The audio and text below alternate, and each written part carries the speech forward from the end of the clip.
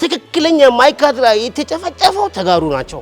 እኔ በአይኔ አሁንም መደግማት በአይኔ ያየሁት ከ250 በላይ እስከ 300 የሚሆን ሬሳ አይቻለሁ።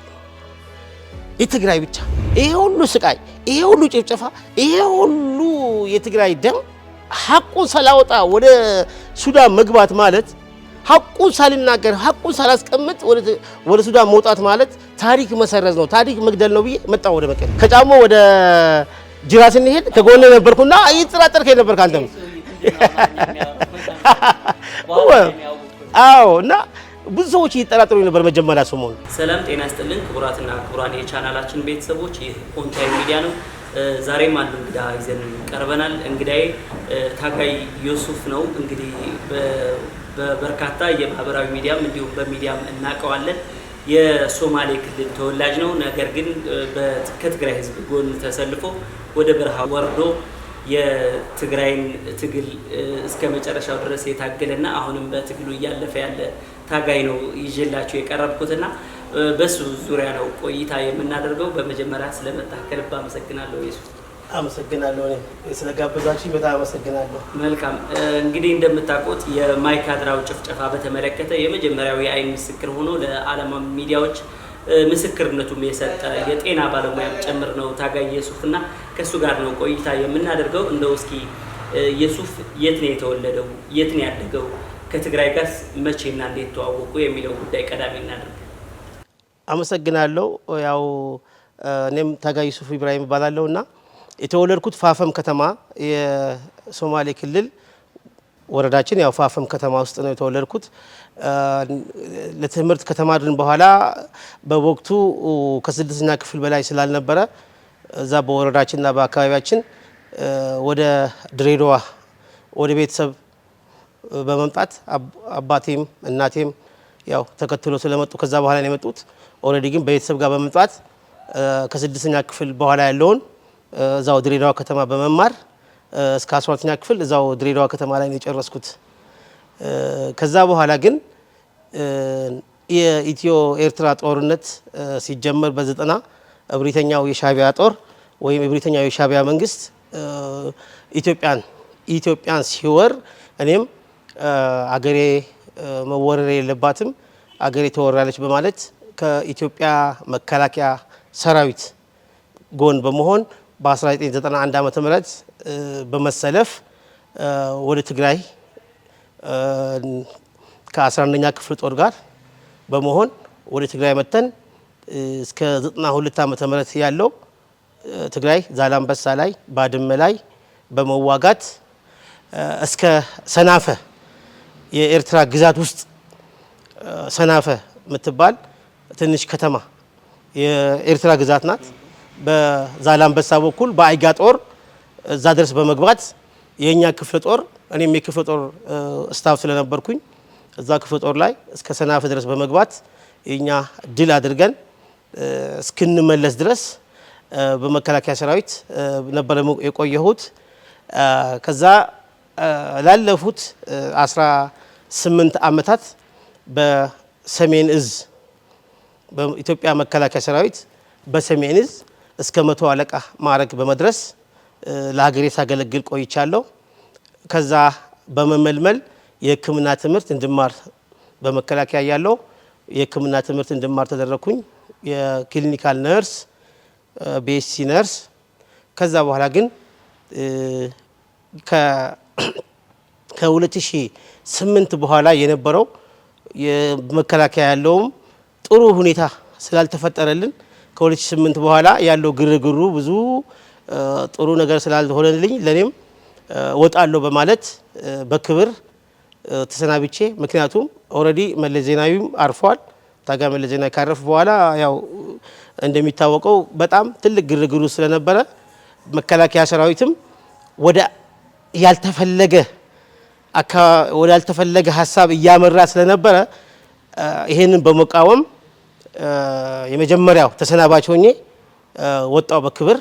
ከዛ በኋላ እንደገና በ2011 ዓመተ ምህረት የኢትዮጵያ መከላከያ ሚኒስቴር በህወሓት ወይም በወያኔ የሚለው ቃል በህወሓት ወይም በቀድሞ በነበረው መንግስት የተከፉ ከሰራዊቱ በህወሓት አባል በነበሩት ወይም በትግርኛ ተናጋሪዎች በነበረው ችግር ምክንያት ከሰራዊቱ የተሰናበቱ ሰራዊቱ ላይ የወጡ ወይም ከሰራዊቱም የከዱ ሳይፈልጉም የተሰናበቱ ሰዎች መምጣት ይችላሉ ብሎ መመለስ ይችላሉ ብሎ ህግ አሳድሶ ህግን አዋጅን አስረቅቆ በ2011 ዓ.ም በቴሌቪዥን ስሰማ እና ሌሎች ጓደኞቼም እየደወሉ ባክን አንተ ተጎርተህ ስለነበርክ ምክንያቱም ለሌላው ብሔረሰብ ማመጣጠን እስከ ሜጀር ጀነራል እና ሌተናል ጀነራል እንባጫ ሲሰጣቸው ለኔ 50 አለቃ ነበር የተሰጠው። ስለዚህ ይሄ ትክክል አይደለም የሚል ግምገማም በየወቅቱ ስገመግምና ስናገር ስለነበረ ይሄ አንተ ተከፍተህ ስለወጣህ ና ተብዬ ተጠራሁ። ስለዚህ ስጠራ እኔ መቀሌ ላይ የትግራይ ተወላጅ ጋር ትዳር አድርጌ ሁለት ልጆች ወልጄ ነበር። በወቅቱ ሁለት ልጆች ይዤ ትግራይ ላይ በጤና ቢሮ ተቀጥሬ ስሰራ ስለነበረ አይ እኔ በህወሓት አይደለም የተገፋሁት፣ እኔ ህወሓት ምንም አላደረገኝም። አንዳንድ ግለሰቦች አስከፍተው ሊሆኑ ይችላሉ፣ ግን እዛ በሚሞላው ፎርም እና በሚሞላው ስምህን እዛ ፈርመህ በህወሓት ተከፍቻለሁ በህወሓት መከላከያ ለቅቄያለሁ በሚል ሰበብ መሆን ስለሌለበት ኦሬዲ ግን ግለሰቦች አስከፍተው ሊሆኑ ስለሚችሉ በግለሰቦች ምክንያት ነው እንጂ እኔ የጠላሁት እና ጥሩ ስሜት ስላልነበረ የጠላሁት እንጂ በህወሓት አይደለም አልመለስም አልኩኝ። ከአንዴ ሁለቴም እስከ የገንዘብ ሚኒስተር አህመድ ሺዴ እስከ የጤና ጥበቃ ሚኒስተር ምክትል የነበረችዋለች ሳህረላ አብዱላሂ እነሱ ሁሉ ደውለው ና አንተ አሁን በጣም ላንተ ጊዜው የተመቻቸ ነው መጥተህ እዚህ ትልቅ ስራ መስራት ትችላለህ፣ ትልቅ መሆን ትችላለህ ሲሉኝ ኖ እኔ በህወሓት አልተከፋውም፣ ህወሓትና እኔ አንገናኝም። ምክንያቱም እኔ የኢትዮጵያ መከላከያ ሰራዊት እንጂ የህወሓት ሰራዊት አይደለሁም አልፈልግም ብዬ አሁን እንደኔ አይነት የተጠሩ ሰዎች ከዛ በኋላ ያንን ፎርም ሞልተው የተቀነሱ ሰዎች አሁን መቀሌ ውስጥ አሉ። እነሱ እስከ 8000 ብር በየወሩ ይሰጣቸዋል። አሁን በቦርድና በምናምን ተደርጎላቸው አሁንም 8000 ብር በየወሩ ያገኛሉ። እስከ 10000 ብር የሚያገኛለ ከ8 እስከ 10000 ብር ተመድቦላቸው ያገኛሉ። እኔ ግን ያው እስካሁን ምንም ነፃ ነኝ።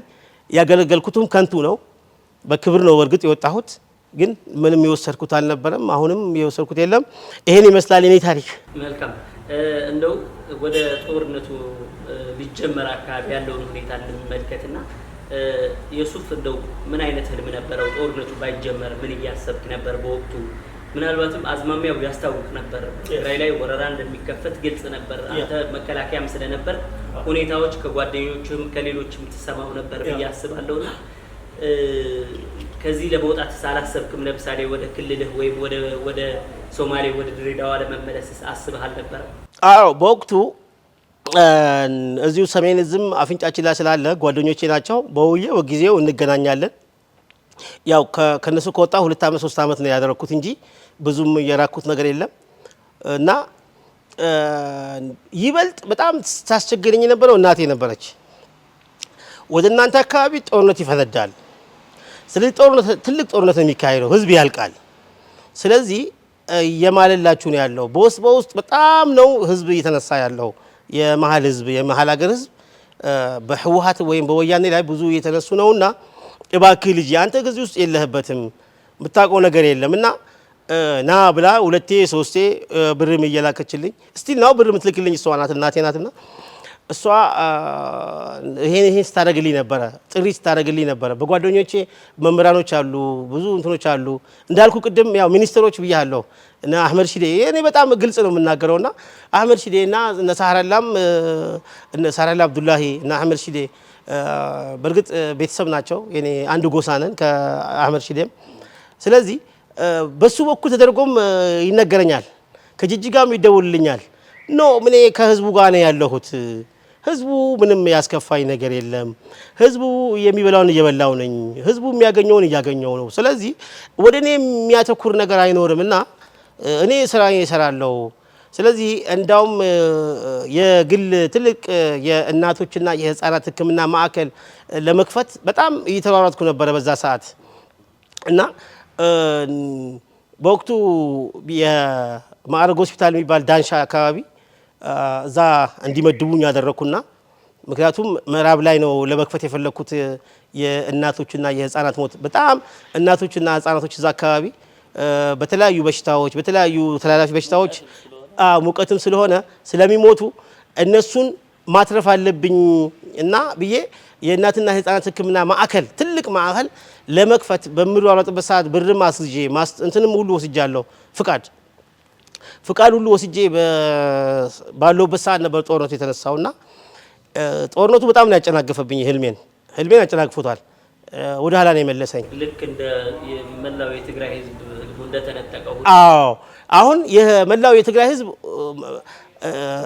ህልሙም አላማውም ተጨናግፈዋል ያ እንደተጨናገፈው የኔም አንዱ አካል ሆኛለሁ የኔም ህልም ተጨናግፈዋል የኔም አሁን ስለዚህ እዛ ጋር ከፍቼ ለመስራት ብዙ ጥረት እያደረኩ ነበር ስለተጨናገፈ እና ወደዚህ ወደ አሁን ወዳለው ጦስ ወዳለው ብጥብጥ ወዳለው እንትንስ ከመግባታችን በፊት ግን ጥሩ ሁኔታ ላይ ነበርኩኝ እኔ እና ከህዝቡ ጋር ያለኝ በጣም የጠበቀ ግንኙነት ነበረኝ ከህዝቡ ጋር ከዛ ጦርነቱ ያው ተነሳ አሁን ጦርነቱ ሲነሳ አካባቢ ዮሱፍ የት ነበር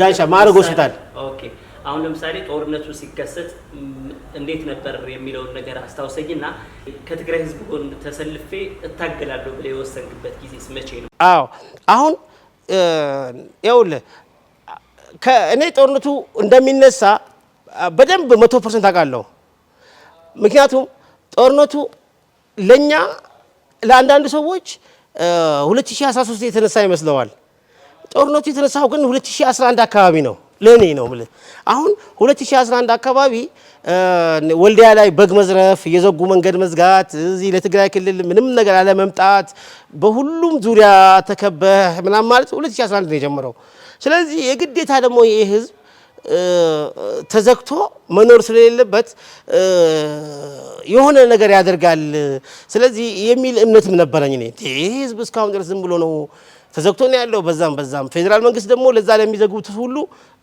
ያገዘ ነው በአማራ ክልል ተዘግቷል በአፋር ክልል ተዘግቷል በጎንደር በኩል ተዘግቷል ህዝብ ለህዝብ አይገናኝም ምግብ ተዘግቷል ይሄ አስቤዛ ተዘግቷል ብዙ ንግድ እንትኖች ሁሉ እየተዘጋ እየመጣ ነውና ይሄ ጦርነት እንደሚመጣ ይታወቃል አቃለው እኔም ግን ከነገ ዛሬ ባህላችን አይደለምና ከዛሬ ነገ ይሻሻላል ከሚል የተነሳ ነው ጊዜው እየሄደ ከዛ በኋላ ምን ሆነ አሁን ብዙ ሰዎች እኔ አሁንም አስረግጬ የምናገረው ማለት ነው ብዙ ሰዎች ጦርነቱ ትግራይ ላይ እንደተጀመረ አድርጎት ነው የሚሉት ጦርነቱ ትግራይ አልተጀመረም ጦርነቱ የተጀመረው ከመሃል ሀገር ነው የተጀመረው በመሃል ሀገር ሲጀመር ማለ ክልል የነበሩ ኃይሎች ሳይቀሩ ከዛ የትግራይ ተወላጅን በወቅቱ ከህወሓት ጋር የሆነ ነገር ነበረው እንደዚህ ነበረው በማለት እየተገፋ የትግራይ ህዝብ መጣ ሁሉም አመራሩም እየተገፋ ሁሉም የተገፋ ነው የመጣውና ከዛ ሲመጣ ግን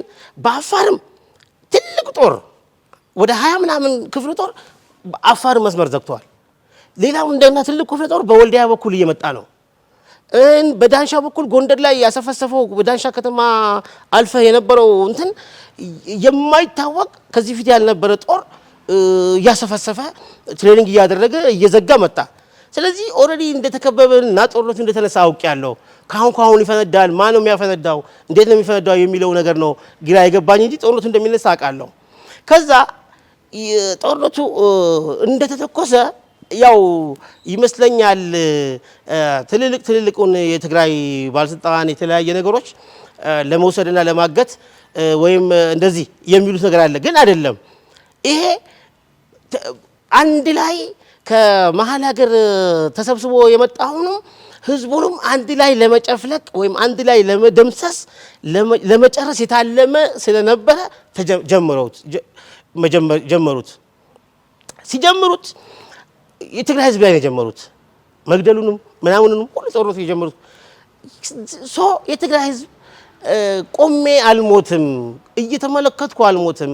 እየተመለከትኩ እኔ ቤት የመጣው እናቴ ፊት እኔን መድፈር የለባቸውም፣ ወንድሜ ጋር መገደል የለበትም፣ አባቴ መደፋት የለበትም የሚል አቋም ወሰዱ እንጂ ጦርነቱ በየዳርዳሩ እየገፋ ነበር የመጣው። ከዛ በኋላ ዳንሻ እያለን በ24 ሌሊቱ ሙሉ ተኩስ ነበረ። በ24 ሌሊት ጥቅምት 24 ተኩስ ነበረ። ምንድነው ተኩሱ? ከዛ ብዙ ሰዎች አንተ ከጦር ሰራዊት ጋር ስለነበርክ ምንድነው ይሉኛል። አይ እኔም አላቅም።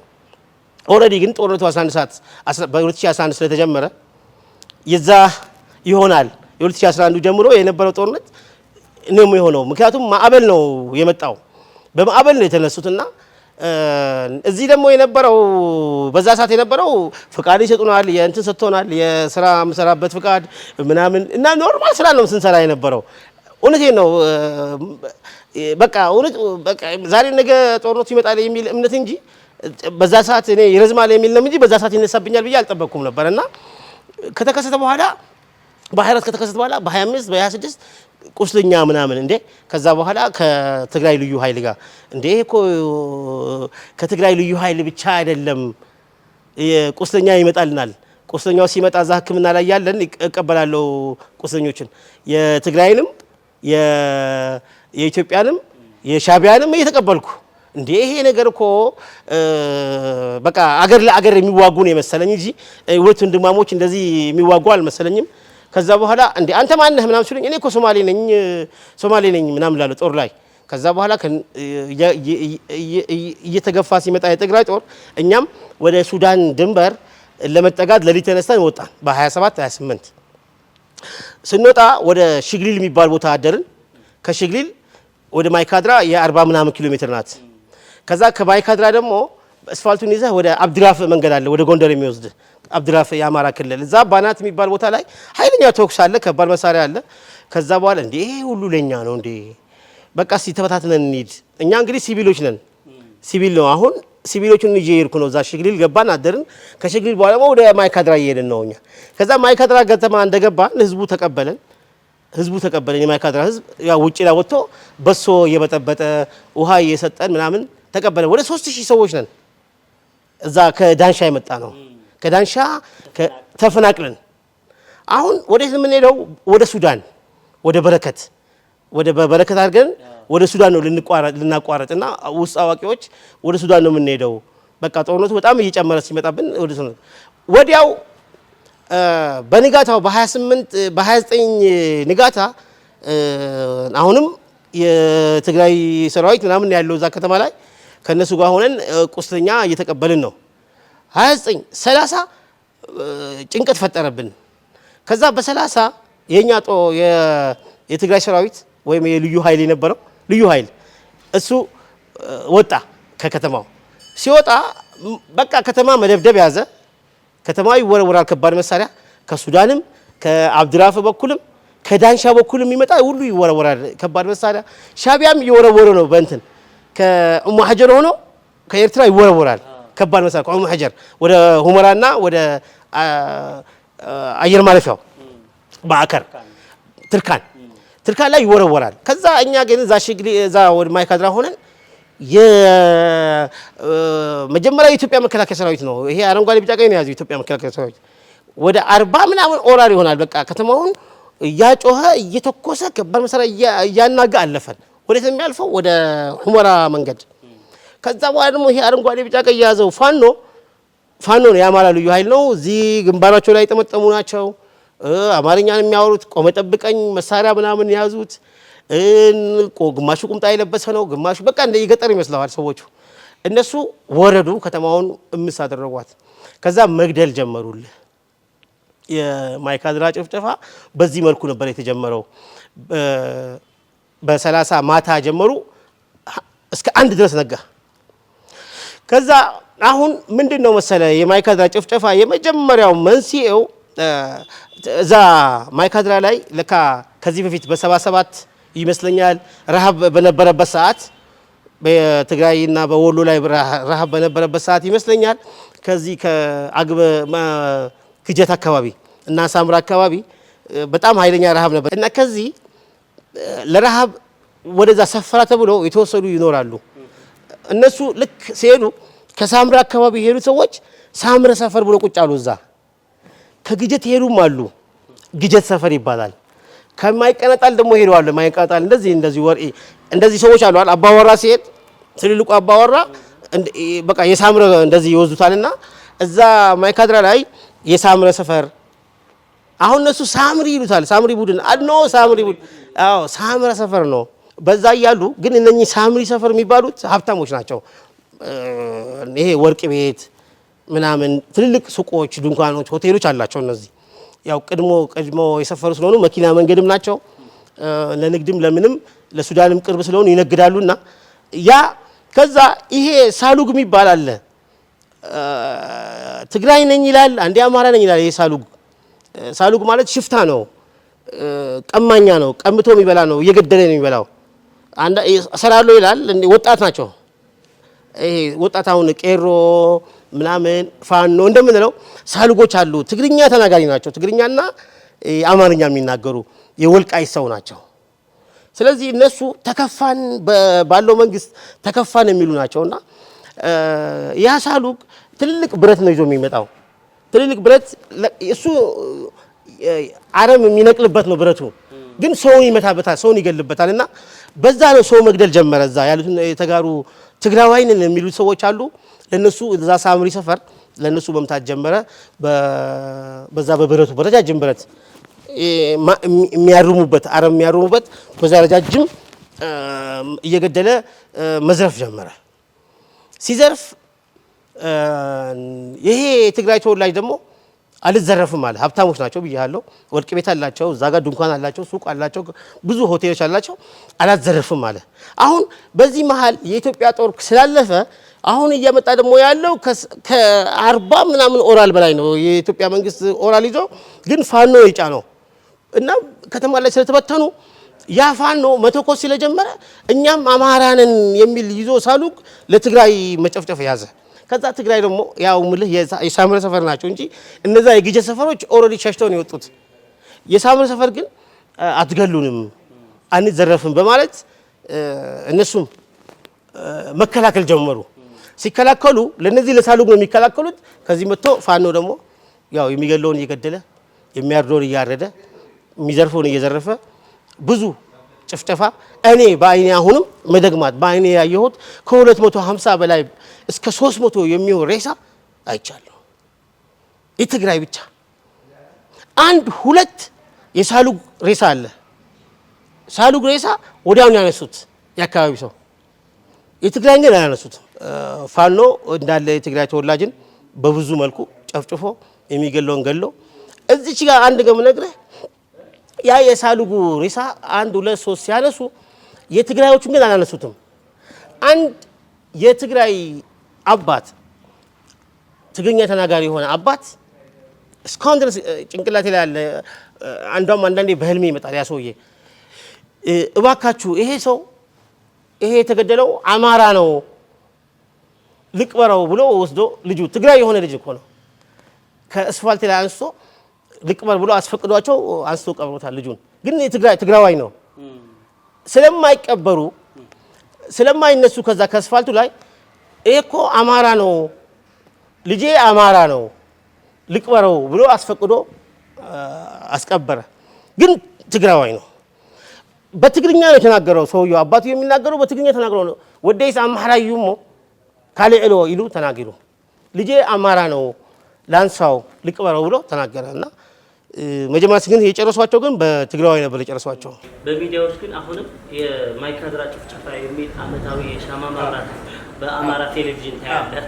በአማራ ልሂቃን የማይካድራ ጭፍጨፋ ሲባል ነው የምትሰማውና አሁንም ድረስ ይህንን የሐሰት ትርክት አልተቀረፈም።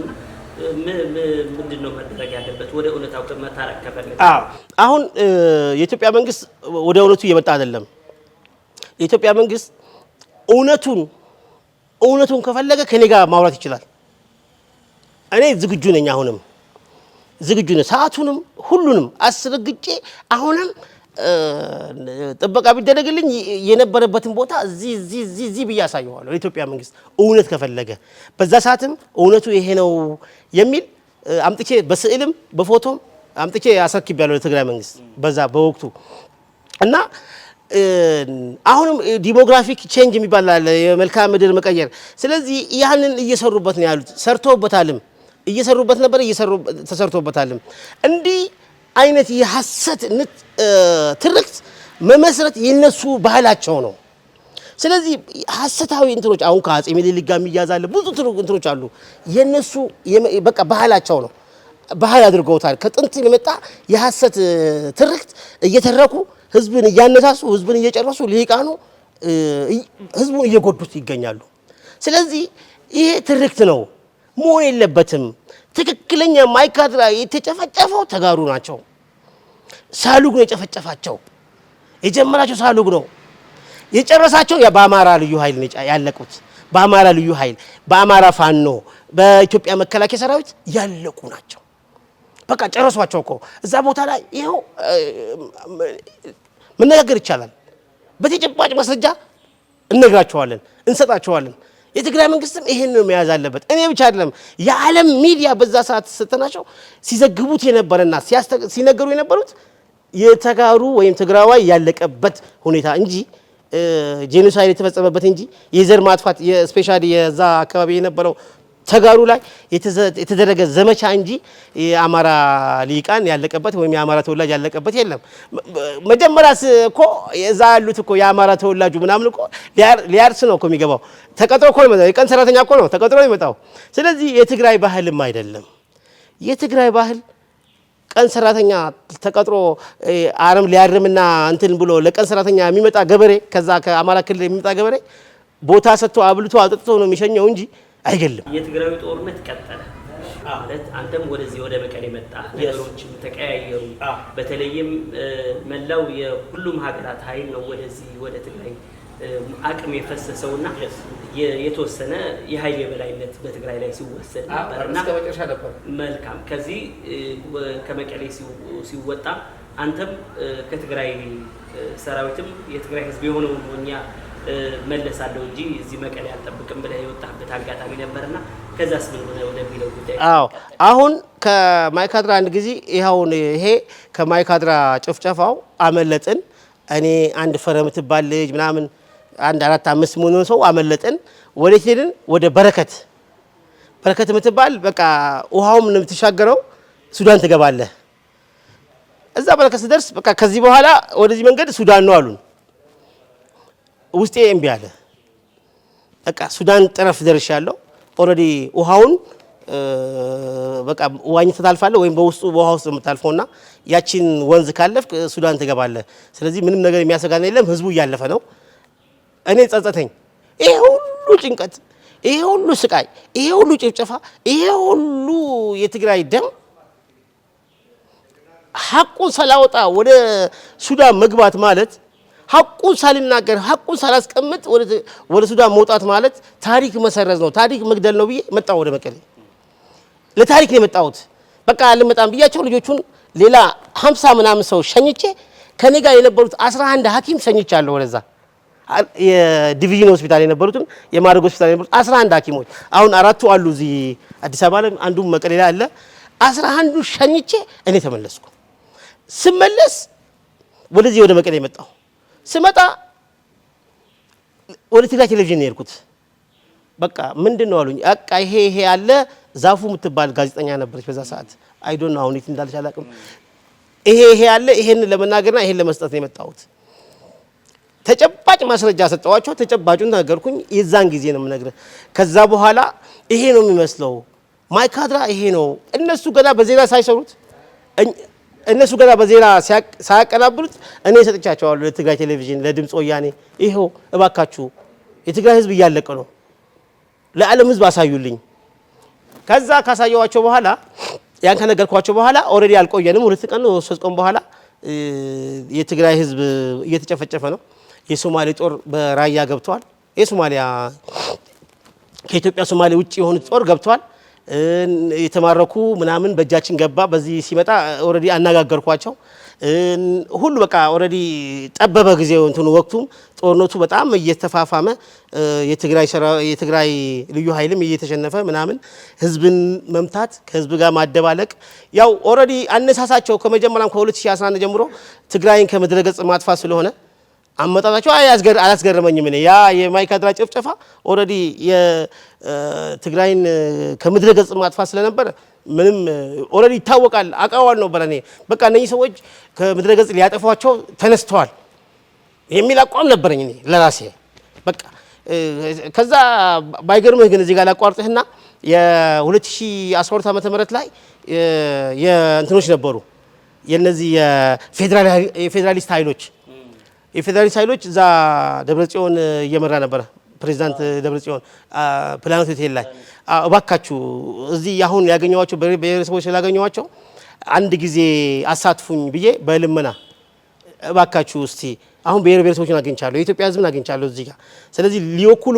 ባይችሉም እነኛ ፌደራሊስት ግን እንዲያውቁት እባካችሁ የትግራይ ህዝብን ሳንዱች እያደረጋችሁት ነው ስለዚህ ደብረጽዮን ፕሬዝዳንት ደብረጽዮን እንድታቀው እያልኩ መድረክ ላይ ሲናገረው ነበር የትግራይ ህዝብን ወደ ሳንዱች በኤርትራም በአማራም በአፋርም በዚህ ሳንዱች እያደረጋችሁት ነው ለማድረግ ዝግጅት ይዛችኋል ይሄው ኦሬዲ ከባችሁታል ምግብ አያልፍ በጋ አያልፍ ምንም አያልፍ እየተዘረፈ ነው ኢትዮጵያ መንግስት ኦሬዲ ለነዚህ ሰዎች እልባት ሊሰጥ አልቻለም ስለዚህ አንድ ነገር አድርጉ እናንተ ስትሄዱ ወደ ክልላችሁ የሚል መልእክት ሰጥቻቸዋለሁ በዛ ሰዓት የነበሩ ሰዎች ብዙ አቃቸዋለሁ አሁንም በዛ ሰዓት አሁን መናገር ካስፈለገኝ መናገር እችላለሁ መድረኩን ሲመሩ የነበሩት መምህር ዘሪሁን ነበር ዘሪሁን ተሾመ የአገው ምናምን አለ የኦሮሞ የኦነግ ነበሩ ለግሪያቸዋለሁ በዛ ሰዓት በኦሮምኛም በአማርኛም አድርጌ ለትግራይ ህዝብ እባካችሁ አደራችሁን እንዳትነኳቸው የትግራይ ህዝብ የሚያውቀው ነገር የለም እኔ የትግራይ ህዝብ ውስጥ ያለሁት የሚል መልእክት አስተላልፌላቸው ነበርና ይሄንንም ሊሰሙ አልቻሉም ኦሬዲ የዛ ሰዓት የነበረ ግንፈላ ነበረ ሞቃታማ ነበርና ሳባ ሄደው ብር ተከፍሎ ነው ስንሰበሰበ አሁን እኔ የዛ ሰዓት አሁንም በረሃ ላይ ነው የሰማሁት እሱን 3 ሚሊዮን ተከፍሏል የሚል ነገር ለኔ እንትን አለኝ እኔ 3 ሚሊዮን ይቅርና የዛን ጊዜ ህወሓት እንኳን አላቃተም ህወሓትም አያቀኝ ምንም አያቀኝም ስለዚህ እዛ ቦታ ላይ ሁለቱም ቀን ከኔ ጋር ተሰብስበናል እነሱ ግን እዛ ሄደው 3 ሚሊዮን ተቀብለናል እንደዚህ ተቀብለናል ኔቨር በልጆቼ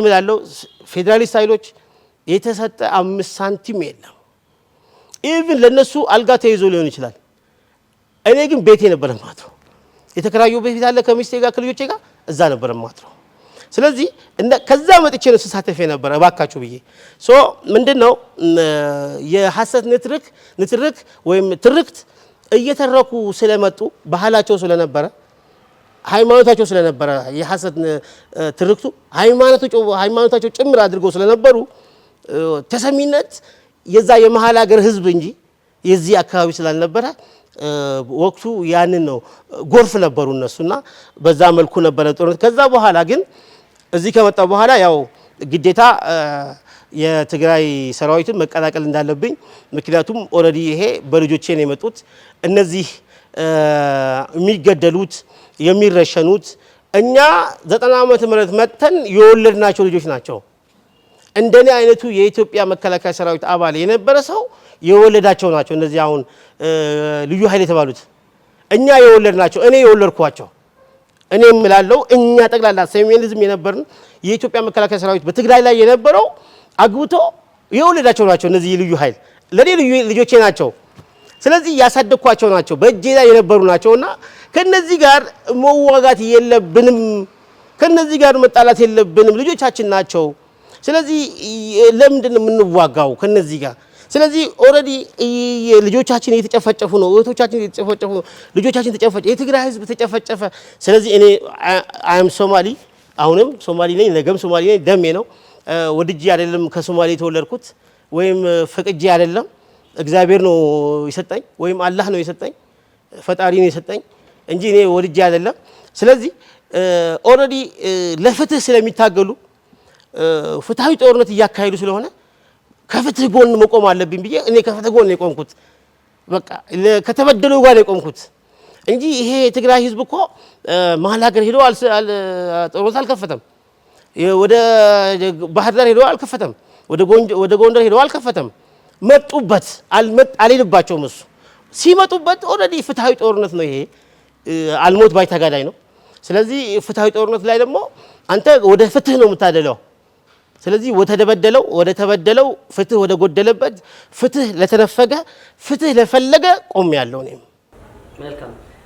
ከዛ በኋላ ወደ በረሃ ወጣህ አንተ።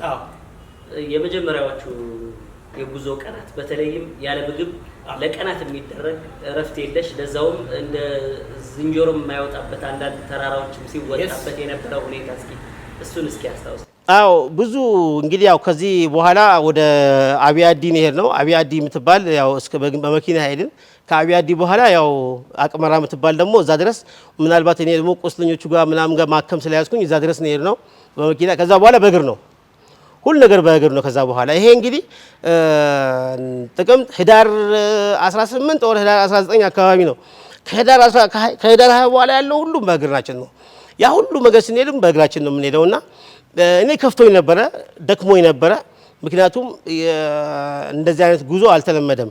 በመከላከያ ሰራዊቱም ያለው የ90 እስከ 92 የነበረ እንጂ ከዛ በኋላ ብዙ እረፍቶቹን ስላደረጉን እንደሱ አይነት ይገጥመኛል በ21ኛ ክፍለ ዘመን እንደዚህ አይነት ነገር ይገጥመኛል ብዬ አላሰብኩም። እኔ እውነቴን ነው የምነግርህና በዚህ ክፍለ ዘመን አሁን እዚህ ደርሼ አሁንም እንግዲህ ያው ከዛ በኋላ ከመከላከያ ከወጣው ነው እንግዲህ የሁለተኛ ዲግሪን በ2005 ዓመተ ምህረት በ2000 እንትን የዛሬ 12 አካባቢ አመት ነው በህፃናት ህክምና ማስተርስ ስፔሻላይዝ ያደረኩትና በማስተርስ ፕሮግራም እንደዚህ አይነት ነገሮች ይገጥሙኛል። እኔ ከመቀሌ ወጥቼ አይደለም ወቃ ትልቅ ከተማ ነው የምመኘው አዲስ አበባ የመኖር ምናምን እንጂ ከመቀሌም ወጥቼ ያን ያህል የዝንጀሮ ተራራ ውስጥ የዝንጀሮ ገደል ውስጥ ኖራለሁ የሚል ህልምም አልነበረኝም።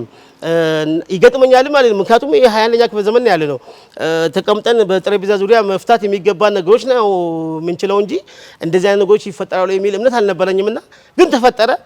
ኦሬዲ ግን የኔ ብዬ ያስኩት ከዛ ከአቅመራ በኋላ 1 2 ቀን 3 ቀን ነው የከፋኝ። ከዛ በኋላ ምንም ማድረግ አንችልም። ኦሬዲ እናንተ የትግራይ ተወላጆች አይዟችሁ በርቱ ምናምን ስል እንዴ ይሄ ሁሉ ድብደባና ይሄ ሁሉ ስቃይ ይሄ ሁሉ የምግብ እጦት ይሄ ሁሉ ጉዞ እያየስ አይዟችሁ ይለናል እንዴ? አያፍርም እንዴ? አንዳንዱ ናይ በዓሉ ምንድነው የራሱ ሰዎች እንዲያደረጉ ምናምን ይላል። አንዳንዱ ከነሱ ጋር ያያይዘኛል ከሰራዊት ጋር ከኢትዮጵያ ሰራዊት ከሶማሊያ ሰራዊት ጋር ከብልጽግና ሰራዊት እያለ ያያይዘኛል። አዎ የራሱ በጎን የተቀመጠ ነበር። yes አዎ ከአብያዲ ስንወጣ እንጂ ከአብያዲ ከጫሞ ስንወጣ እኮ በጎን ወደ ከጫሞ ወደ ጅራ ስንሄድ ከጎን ነበርኩና እየተጠራጠርከኝ ነበር ካንተ። አዎ እና ብዙ ሰዎች እየተጠራጠሩኝ ነበር መጀመሪያ ሰሞኑን። ኦሬዲ ጥርጣሬው ከግንቦት በኋላ መጨረሻ 1 ወር ነው የተረፈኝ እንጂ ከግንቦት በፊት እኮ ሁሉ ጥርጣሬ ውስጥ ነበርኩኝ። ምክንያቱም ልክ ነህ ያስጠረጥርሃል እንዴ ያንተ በትግራይ ላይ የተዘመተ ትግርኛ ብቻ ስላወራህ የምትገደል ትግርኛ ስለተናገርክ ከትግራይ ስለተወለድክ እንግዲህ ሁሉም እኮ የትግራይ ህዝብ እኮ ፈልጓልም ከትግራይ ተወለደው ምርጡ ቢባሉ የሚመርጡት ይታወቃል። እኔ ለምሳሌ ምርጥ ብትለኝ ከሳውዲ አረቢያ ወይም የነብዩ መሐመድ ከሳቸው ጎሳ እንድፈጠር ፈልጋለሁ። ከሳቸው ጎሳ ግን በምርጫ አይደለም ወደዚህ የመጣሁት እኔ ምርጫ አይደለምና በትግርኛ ብቻ ስለተናገርክ የትግርኛ ተወላጅ ስለሆንክ የትግርኛ ቋንቋ ተናጋሪ ስለሆንክ ብቻ በምትገደልበት በምትቃጠልበት በምትረሸንበት ሴቶች በሚደፈሩበት አንተ እኔ ስታገኝ እዛ ትጠራጠራለህ። ብዙ እኮ ጥርጣሬ ውስጥ ነበር እኮ ክላሽ ያቀባበለችኝ እኮ አለች ናርዶስ የምትባል ልጅ አሁን ድረስ አስታውሳታለሁ። ውሃ ልታመጣ ነበር የሄደችው ተነስታ ልጅቷ ክላሹን ያስቀመጠችው እኔ ጭንቅላቴ ጋር ነው። የሷን ክላሽ ጠብቅ ብላኝ እኮ ነው። ከዛ አማርኛ ሳወራ ያን አማርኛ ሰምታ ሮጣ መጣችና ክላሹን ብድግ አደረገች፣ አቀባበለች። ከየት የመጣ ሙርከኛ ነህ አንተ ብላ አቀባበለችብኝ። በቃ አፌ ደርቋል፣ መናገር አልችል። ሰዎች አጠገቧ ያሉት አንቺ ተይ ይሏታል በትግርኛ። እኔ መናገር አልችል፣ ማውራት አልችል። ጨርሽኝ በቃ ዝም ብለሽ አልኳት። ተስፋ በመቁረጥ ገባህ። አሁን አንቺ አይደለሽም ይሄን ያመጣው፣ ይሄን ያደረሰን የኢትዮጵያ መንግስት እንዴት ይሄን አደረሰን?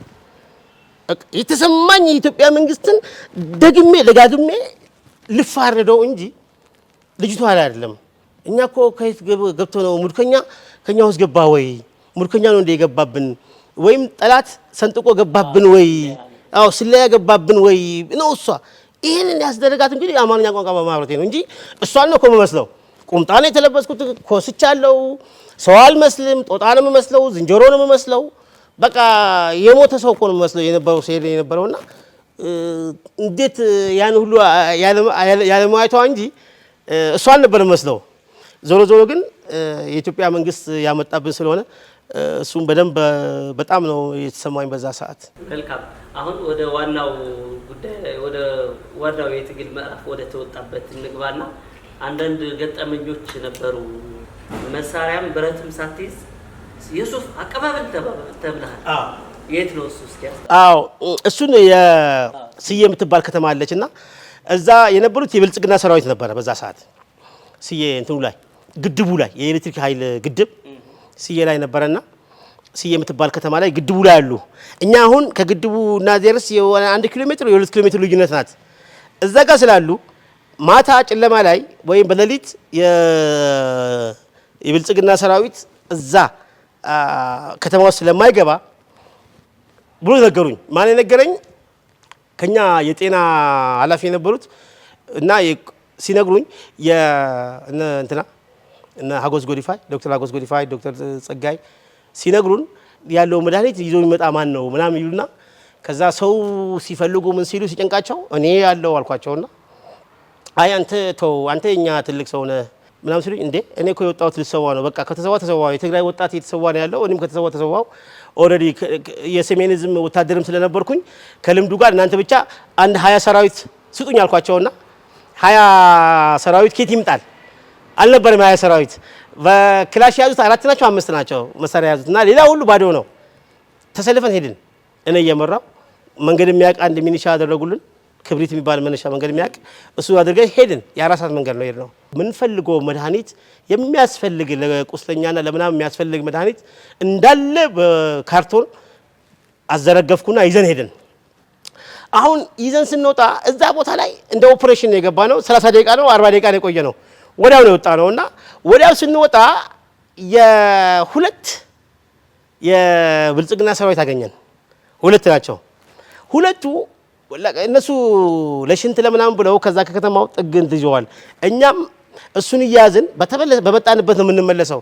ለካ እነሱ ለሽንት ነው የሚወጡትና ወደ 8 ሰዓት አካባቢ ነው ሌሊት ተጠጋግቷልና ከዛ በኋላ እንግዲህ ያለው ክላሽ 4 ነን። ስለዚህ አራቱም አንዱ ሁለት ተሸክመዋል እነሱ እኔም ተሸክም ያለው ምናምን ዱላ ስለነበረኝ እኔ አይዞ እያልኩ ሄድኩኝ። ከዛ በኋላ ሁለቱም ለሽንታቸው ባዶ ነው የሚሄዱት። ምን አለኝ እንትና አንድ ዳዊት ስዩም የሚባል አለና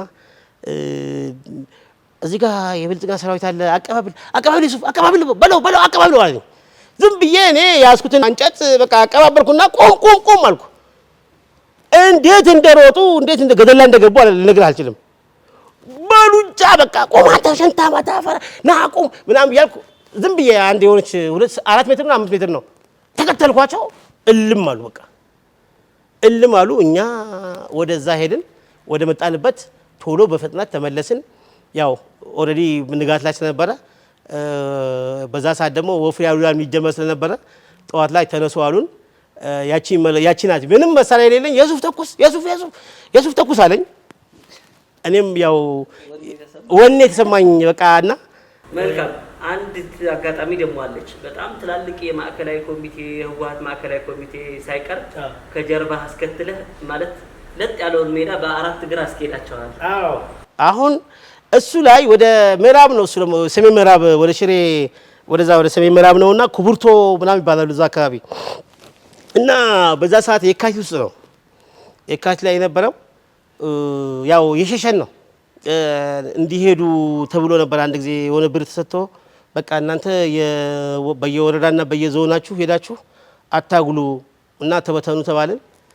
አዎ የዛን ጊዜ ቁርጥ ውሳኔ የሆነችብኝና እኔም ዛፍ ስር በመተኛ ተስፋ በመቁረጥ ከዛ ጨለማ ላይ እኔ ትግራይ ህዝብ ብዬ ነው የመጣሁት። ወረዳም የለኝም ዞንም የለኝም። እኔ ልታገል የመጣሁት ለትግራይ ህዝብ ነውና በዚህ ሰዓት ደግሞ አሁን ያለው የትግራይ ህዝብ እዚህ ጋር ነው ያለው። ሌላ የትግራይ ህዝብ ማቆ ነገር የለምና እኔ አልሄድም ሜጃ የለኝም ቢሄድም ዘይት ላይ አቀቅለው ይገሉኛል ስለዚህ እኔ ልጠፋ ሳይሆን በቃ ሜጃ የለኝም ስለዚህ አልሄድም አልኩና እነሱ ጋር ቀረው እዛው ከሚቀሩት ጋር ቀረው ከዛ በቃ ተውት ተባለ ሌሎቹ ተሸኙ አክክምና ሁሉ ተሸኘ በቃ ምክንያቱም ወጣት ነው የምንፈልገው አሁን የሚዋጋ ወጣት ነው እናንተ ሙያተኛ ናችሁ ትልልቅ ናችሁና ሰብሮ ሲሸኙ እኔ ቀረው በዚህ ምክንያት ከቀረው በኋላ ይሄድን የ6 ለሊት 6 ሰዓት ወር 7 ሰዓት ይሆናል እሱም ስለዚህ ጨረቃ ጋርዳና ጨረቃ ትወጣለች በጨረቃ እልም ያለ ጨረቃ አለ እኮ ግን የሰው ጥላ አይኔ ላይ ምንቅልፍ አለ የሰው ጥላ ግማሹን ጨለማ ግማሹን መሬት አደረገችብኝ ግማሹ እኮ ጥላው እኮ ነው የሰው ጥላ ጠቅላላ ነው የዛፉ ጥላ ምናምን ጥላ ግማሹን ጨለማ ግማሹ ብርሃን ነው ብርሃኑ ላይ እራመዳለሁ ከዛ ጨለማው ሲሆንብኝ ግን ቆምኩና ያው በቂጤ መሄድ ጀመርኩ ማለት አዎ በቃ ግሬን እንደዚህ በዳዴ መሄድ ጀመርኩልህ በቃ እንትን አልኳ ገደል የፈራው ገደል እየመሰለኝ ጉርዶሽ ሆነብኝና በቃ በዚህ ያለው ገደል ነው በዚህ ያለው እንትን ነው ስለዚህ ኦሬዲ በዚህ ጫፉን በዳዴ በዚህ በአራት እግሬ እንደዚህ በሁለት እጄና በእግሬ መሄድ አለብኝ አልኩና እኔ የራሴ ታየኝ እንጂ ሰዎች ከኔ በኋላ ተሰልፈው ይላሉ የሚል እንትን አልነበረኝም ከዛ ሁሉም ናቸው እዛ ጋር የነበሩት 100 ምናምን ሰው ይሆናል በቃ ከኔ ስር በዳዴ ሁሉም በቃ ይሄዳል ከዛ በቂጤ ደግሞ ቁጭ ብዬ ደግሞ ስንፋቀቅ እነሱ ይፋቀቃሉ በቂጤ እኔ ዳዴ ሲል እነሱ ዳዴ ይሄዳሉ ሁሉ እኮ ነው ሁሉ አማራሩ ጠቅላላ ነውና ከዛ በኋላ እንደ ድንገት ደግሞ ትንሽ ናትና በእንግዲህ አብዘለኩም አብሮ በባላችሁበት ቦታ ትንሽ እረፍት ከዛ ተኙ አሉን የአንድ ሰዓት እንቅልፍ የተኛ ነው ሲነጋ ያ ሁሉ በቂጤ ስፋቀቅ የነበረው በዳዴ ሲመጣ የነበረው ሜዳ ነው ከዛ ጠዋት እንዴት ቢልያቸው አማራሮቹን ጠዋት ሲነጋ አፈርኳቸው በቃ አንተ ማን ነው በዳዴ ያስከለ እንደዚህ ይላሉ በቃ አፈርኩ እንዴት እኔ ልበል በሰዓቱ በጣም ነው ያፈርኩትና ያው ዞሮ ከአንዱ የትግል የኔ ትውስታ ከትግሎች አንዱ ነው ያሳፍራል በጣም እኔ ያው አልኩ እኮ በ20ኛ ክፍለ ዘመን ታይቶ ማይታወቅ ስለሆነብኝ ነው ይመጣል ብዬ አላመንኩም እንደዚህ አይነት ነገሮች ይመጣል ካሁን በኋላ ይመጣሉ በቃ ካሁን በኋላ ከመጣ ኦሬዲ ሬጂስተር አድርገዋለሁ አውቀዋለሁ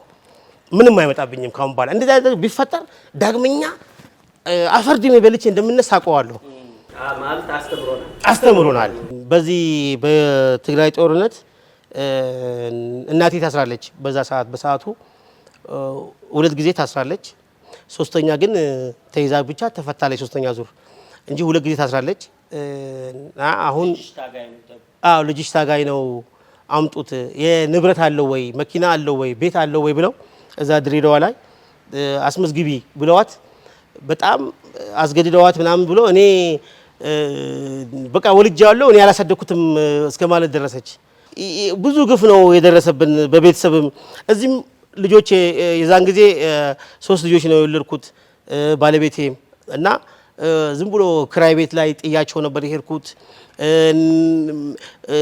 በባንክ ላይ እንኳን ያስቀመጥኩት ገንዘብ መውሰድም አልቻለችም እና ብዙ ሳክሪፋይ አድርጋለች እኔ በዚህ ውስጥ በመምጣቴና የትግራይ ህዝብ እንድትጎሳቀለው በሁለቱም ወገን ቤቴ እኔ በፈጠርኩትም በፈጠሩኝም ክራይስ ተፈጠረ አሁን ጫሞ ላይ ሆኜ እናቴ ላገኘኋት ወደ ሱዳን ገብቷል ደብረ ጽዮን አንተን ጥሎ አንተ ግን በረሃ ምን ታረጋለህ እንግዲህ አረ ጫሞ ላይ እንግዲህ ያኔ ገና ጋር ጫሞ ይወጣናው እንግዲህ ገና ህዳር ላይ እንዳለን ማለት ነው ቴሌቪዥን ሁሉ እያለ ደብረ ጽዮንስ ወደ ሱዳን ገብቷል ጥሎክ አንተ ደብረ ጽዮንን ልታተርፍ ነው እንደምትዋጋው በቃ ይበቃሃል ምናምን እስኪማል ድረስ እዚህ እኮ እኛ ድምጿን ከፍ ያደረጉት ማለት ነው እኔ እኮ ባንተ እየተሰቃየው ነው ተይዤ ነው ያለው ትለኛለች ተናገሪው እንዲመጣ እጁን እንዲሰጥ ተናገሪው እጁን እንዲሰጥ እሷ ግን ያው የራሷን ችግር ስለምታይ እናቴ ደግሞ ጫሞ ነው እንግዲህ ያለው እኔ ጫሞ ላይ ያለው ማን ነው አንድ ልጅ መበራ አጠገቡ ጫሞ ላይ ገና እያለን አንተ ደብረ ጽዮን ሱዳን ገብቷል አታፍርም እንዴ ትንሽ ደብረጽዮን ጥሎ ሄዷል እኮ አንተ ደብረጽዮን ልታተርፍ ነበር የተነሳው ግን አሁን ደብረጽዮን ጥሎ ሄዷል ጌታቸው ረዳ ደቡብ አፍሪካ ገባ ሱዳን ገባ ደብረጽዮን አንተ ምን ትሰራለህ አይ እናቴ እንደዚህ ያልኩኝ እኔ አስረዳታለሁ ያው አይሰሙኝም የነበረው ዞሮ ብዙ በዚህም እኔም በፈጠሩትም ቤተሰቦቼ ክራይሲስ እኔ በፈጠርኳቸውም ክራይሲስ ዞሮ በጣም አስቀያሚ ጊዜ ስለነበረ የትግራይ ህዝብ ትክክለኛ አያድርስ እንደተባለው ደርሶበታል ያ የደረሰበት እኔም አንዱ አካል ከትግራይ ህዝብ ተለይቶ የሚታይ አይደለም እኔም ከዛ ከትግራይ ህዝብ ጋር አንዱ አካል ነበርና ያ ሁሉ ጭንቀት ይዘን ነበርና አንተ ያልኩት ግን ብዙ ጊዜ በየመንገዱ ያው መሰዋት አለ መዋጋት ድል አለ እና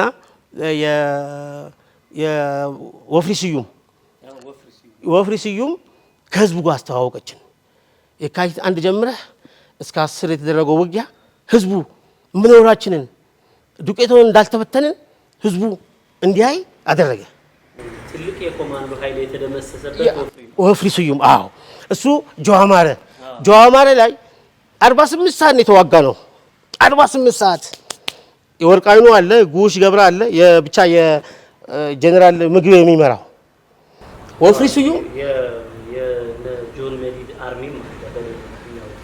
በዚህ በእንትን በአቢ አዲ አካባቢ እኔ ያቺኛዋን ኮማንዶዋን እዛ ጆዋማረ ላይ የሚዋጉትን ብቻ ነው ፊሊፊት ገጥመን ያለነውና እዛ ላይ የሎጂስቲክ ኃላፊ ነበሩት አይተ የሚባሉ ሽማግሌ ነበሩና ትልቅ ሰው አይተ ኮርኔል ናቸው እሳቸው ወጥቶ ሲናገሩ እጅን አውጥቼ እንደምስሰን እናልፋለን አልኳቸው ደምስሰን እናልፋለን ስላቸው በአማርኛ ነው እንግዲህ የማወራው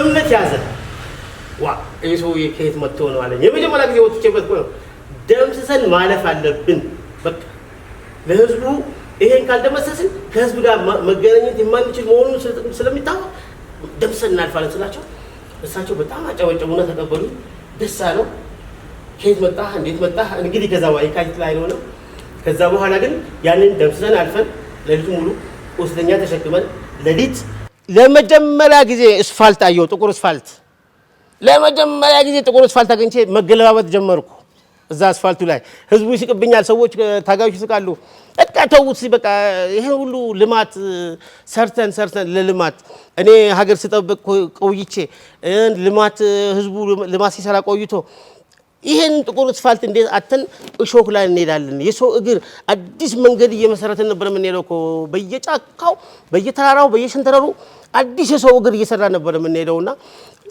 ይወጣበታል ተብሎ ማይገመት ሁሉ ይወጣን አዲስ መንገድ እየሰራን ስለነበር ያንን አስፋልት ሳይው የመጨረሻ ገነት የገባው መሰለኝ በቃ ያለኝ አንድ ቁምጣና አንድ ሸሚዝና ሌላ ልብስ የለኝ ሁሉ ጥዬ ከብዶኝ ሁሉ ነገር ከብዶኝ ስለነበረ በቃ በሱ ብቻ ከዱላ ጋር እንጂ ሌላ ምን ያ ሁሉ ስቃይ ስለነበረ እኔ ለኔ ደስታ ነው የተሰማኝ ያን ጊዜ አስፋልቱ ሳይ ካሁን በኋላ ነፃ ወጥተናል በቃ ነፃ ወጥተናል ኧረ ተው ገና ነው ሲባል በቃ ነፃ ወጥቻለሁ እኔ ካሁን በኋላ አልጋ በአልጋ ነው አይዟችሁ እንጠንክር ብቻ ቁስለኛ እጃችን ላይ እንዳይሞት ቁስለኛ እንዳይራብ ቁስለኛ ቅድሚያ እንስጠው ምግብ እንስጠው እናክመው እያልኩኝ ብዙ ስሰራ ቆይቻለሁና ቅድም ወደ አነሳው ጥያቄ ከማለፌ በፊት እስኪ እንደው የሰኔ 21 ትግራይ ነፃ ከወጣች በኋላ አብዛኛው የትግራይ አካባቢ ነፃ ከወጣ በኋላ አንተ የምርኮኞች ማዕከል ላይ የተመደብከው የምርኮኞች አሰልጣኝ ወይም ደግሞ ህንጸት ማዕከል ህክምናም የገባኸውና እዛ የነበረው ህይወት እስኪ ንገረኝ ማለት ከመላው ኢትዮጵያ የመጡ አንዳንዶቹ እንደውም ካንተ ጋርም የነበሩ ጨምሮ የተማረኩ ነበሩና እዛ ውስጥ የገጠመህን ነገር እንደው ጦርነቱ ባይፈጠር ያልክበት ጊዜ ነበር እነሱ ስታገኝ በጣም አሁን ምንድነው እዚህ ጋር ለመሰከር ለምችለው ካስታወስክ የ200 ብር የትራንስፖርት ሰተናቸው እስከ ሳምረ አምጥቼ ለቅቄያቸዋለሁ እኮ የዛን ጊዜ ራሱ የካቲት ውስጥ ከኛ ጋር የመጡ ከዛ በኋላ በላ አንተ ሶማሌ አንዱ ሁለት ሶማሌዎች ስለነበሩ እዛ ውስጥ በቃ የክልል ተወላጆች በቃ ትንንሽ ልጆች የምናውቃቸው ማለት ነው እንዴ እድሜያቸው መቼ እንደዚህ ለዚህ ደረሳችሁ ምናምን እያልኩ እነሱ ላይ የቀለልኩ አብልቼ አጠጥቼ እነሱንም ጭምር ሌሎቹን ጓደኞቻቸውንም 11 12 የሚሆኑትን 200 ብር እየሰጠናቸው ወደ ሳምራ አምጥተን ትራንስፖርት እንዲሳፈሩ ወደ መቀሌ አድርጌያለሁ። ያ የካቲትና መጋቢት ውስጥ ነው። ይሄ ግን አዲስ ሽርና ይሄ ግጀት ባምባ ምናምን የነበረው የወፍሪ አሉላ ላይ የመጨረሻ ሰኔ የመጨረሻ ውጊያ ላይ አዲስ ሽር ላይ ነው። እኔ ብዙ ሙርከኛ በገፍ 1000 ምናምን 2000 3000 ሲሆን እንዴ ይሄ ሰራዊት ምን አጠፋ? ይሄ ሰራዊት ለጠላት የሚሆን የነበረ ሰራዊት ለአንድ ሀገር ለጠላት የሚሆን ለሻቢያ የሚሆን ሰራዊት የነበረ አልኩኝ። እኛ እኮ በገፍ እንደዛ ስንሄድ ስንዘምት የነበረው ሻቢያ ላይ ነበረ እንጂ የብሪተኛው የኢሳያስ አፈወርቂ ሰራዊት ላይ ነበረ እንጂ ምክንያቱም ድንበራችን የኢትዮጵያ ድንበር ስለተወረረ እንጂ ወንድሙ ላይ እንደዚህ በገፍ ይመጣል እንዴ አልኩኝ። 3000 ሰራዊት ይዘን ምን ላብላቸው 3000 ሰራዊት። ከዛ በኋላ አሁን ምክትል ኮሚሽነር አለ ጀነራል ገብረስላሴ በቃ ይሄው እንካ ሰጠንህ እኮ ካሁን በኋላ ማኔጅ አድርጓለኝ 3000 በላይ ሙርከኛ ማለት ነው። በጣም ከበደን። ቁስለኛም አላቸው። ቁስለኛውን ነው የምናክመው፣ እነሱን ነው የምናበላው። ህዝቡ ተዘርፏል። ህዝቡ ምግብ አምጣ እንዳንለው ተዘርፏል። በሻቢያ ሰራዊት ተዘርፏል። እህሉ ተወስዶበታል። እህሉ ተቃጥሎበታል። እንዴ ለሙርከኛ ለበላቸው። ሙርከኛውማ ራሱ ሲደፍር የነበረ ነው። እዛው ቀበሌ ላይ እዛው ከተማ ላይ ሲገላቸው የነበረ ነው። ጨነቀን። ምናደርገው ምን ይዞ ጨበጠ ምን ጨብጦ ጠፋን። በእርግጥ እዛ የጭላ አካባቢ እስከ አዲስ ሽር ሲመጡ ድረስ ህዝቡ ከበረሃ መጥቶ ከሸሽቶ ከነበረበት መጥቶም ያለውን ነገር ሲሰጣቸው ነበር። አዎ እሱ እመጣልሃለሁ። ከዛ በኋላ ሙርከኞች ናቸው በቃ እጃቸው የሰጡ ናቸው። ደግሞ ሰራዊቱን ለአንድ ቀንም ለግማሽ ቀን ለ30 ደቂቃ 40 ደቂቃ የምትሆን ተወያየን። በቃ ሙርከኛ በደንብ መከባከብ እንዳለብን፣ ሙርከኛ መገደል እንደሌለበት፣ ሙርከኛ መያዝ እንዳለበት የመጀመሪያውም የህወሓት ሰራዊት የነበሩ ጊዜ ባህል መሆኑን የትግራይ ህዝብ ባህል መሆኑ ተወያየ። ሰራዊቱ ሲወያይ የ30 ደቂቃ ወዲያው ነው ያመነበት ሰራዊቱ። ወዲያው ካምን በኋላ ከራሱ እያወጣ መስጠት ጀመረ። ህዝቡም እንዳልከው ወደ ቤቱ ስለተመለሰ ያለውን ይሰጠን ነበር በቃ። ከዛ በኋላ እኔም ኮንፊደንስ ያዘኝ ለሙርከኛ ብዬ መጠየቅ ጀመርኩኝ። በጀት እንደማንኛውም የሰራዊቱ አባል ለሙርከኞች ስንት ሙርከኛ አለ 3000 ሙርከኛ አለኝ እያልኩ ከነሱ በጀት መውሰድ ጀመርኩ። ከቲዲኤፍ ላይ ከራሱ ከሰራዊቱ ላይ ለሙርከኛ በጀት ዱቄት ነው የዛኔ የነበረው ዱቄት ነው የነበረው። ዱቄቱን እንሰጣቸዋለን እየገነፉ ይበላሉ። እነሱን የሚጠብቅ ቲዲኤፍ ግን ይርበው ነበር። ለሙርከኛ የሚጠብቅ ቲዲኤፍ ነበራል የሚያጅብ፣ እነሱ ግን ይርባቸው ነበር በጣም። ከዛ ውጭ ደግሞ ሆዴን የበላኝ 11ኛ ክፍለ ጦር የምትባል የኔ ክፍለ ጦር ናት። ያው እንደመጀመርኩልህ ወታደራዊ እንትን 11ኛ ክፍለ ጦር ነው የጀመርኩልህና እኔ በቀደም አንድ ጊዜ በቴሌቪዥን በዲደብሊው ያይቼ ሁለት የ11ኛ ክፍለ ጦር ሙርከኞች ምናምን ብለህ ለኮሎኔል ሁሴንና ኮሎኔል መኳንንትን ስታመጣ እኔም በደረበኝ ምን ነበረበት? ምክንያቱም እኔም ነበር ነኝ ከነሱ ጋር እዛው ጋር እኔ በሌላ ኃይል ነው በፍቅር ነው የተማረኩት። አዎ እኔ በፍቅር ነው የተማረኩት። በትግራይ ህዝብ ፍቅር ነው የተማረኩትና እነዚህ በኃይል ነው የተማረኩት በጦርነት የተማረኩትና እኔ በፍቅር ነው። ስለዚህ 11ኛ ክፍለ ጦር መስራቾቹ ነበርኩ። የክፍለ ጦሯ መስራች ያው እንዳልኩ ገባን። ኦልሬዲ ነባርም ነበርኩኝ እዛ ክፍለ ጦር ላይና ክፍለ ጦሯ ጀግና ናት። አሁን እዚህ ወዲራያ ንጉስ የሚባል አሁን ያለው አርሚ አዛዥ ይመስለኛል ወር አይደለ አይደለም የተሰዋው ወርቂዱ እሱ የኛ ኃላፊ ምክትልና ኃላፊ ሆነው እየመሩ ነበረ። ንጉስ ወርቂዱ ነበሩ ከኔ ጋር የዛን ጊዜ እዛ 11ኛ ክፍለ ጦር ላይ ነበር እንጂ አሁኑ አልተገናኘንም። በአሁኑ ጋር ግን የ11ኛ ክፍለ ጦር የቆ አዛዦች ነበሩ። ተፈራርቆብኛል እነሱ አዛዦች ሆነው። ስለዚህ ጠንካራ ነበርን እኛ እዛ አዛዥነት እዛ 11ኛ ክፍለ ጦር ላይ ጠንካራ ማራኪ እያልኩ ነው። ሰላም ተገባን ጥሰን የሻቢያን ሰራዊት ረጋግጠን ሰላም የገባቸው 11ኛ ክፍለ ጦር ናት። በሙሉ ኮንፊደንስ ነው የምነግርህ። አሁን ፈረሰች፣ ልቧ ፈረሰ። ምክንያቱም ጠንካራ ሰራዊት ከውስጧ ጠፋ። ምክንያቱም ለምን ሆነ? አላማ የለማ። እንዴት ህዝብ ግደል ትለኛለህ እንዴ? አሁን እኮ ደካማ ሆኖ አይደለም 11ኛ ክፍለ ጦር የተማረከችው። አላማ የላቸውም። ህዝብ እየደፈረች ሴቶችን እየደፈሩ እናቶቹ እየገደሉ አባትን እየገደለ እንዴት ጠንካራ ሆና ትወጣለች ሰራዊት? በዲሲፕሊን የሌለው ሆነ የሰራዊቱ። ስለዚህ የትግራይ ሰራዊት ደግሞ እልህ ያዘው። በቃ አባቴን እየገደለብኝ ነው የሰራዊት እናቶቼን እየደፈሩብኝ ነው እህቶቼን እየደፈሩ ነው አለ። በእልህ ተዋጋ ማረክ።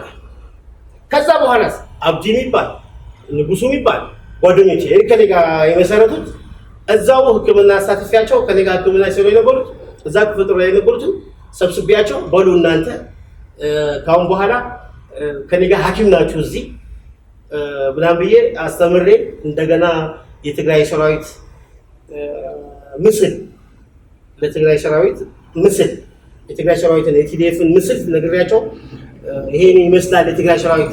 ይሄው እኔ አንዱ የትግራይ ሰራዊት ነኝ፣ ግን ከአመታት በፊት ግን እናንተ ጋር ነበርኩ።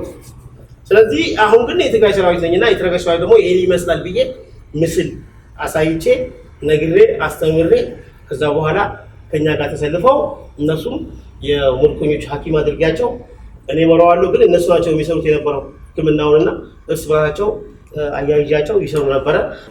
መልካም። አውዳሚው የትግራይ ጦርነት በፕሪቶሪያው የሰላም ስምምነት ተቋጨ።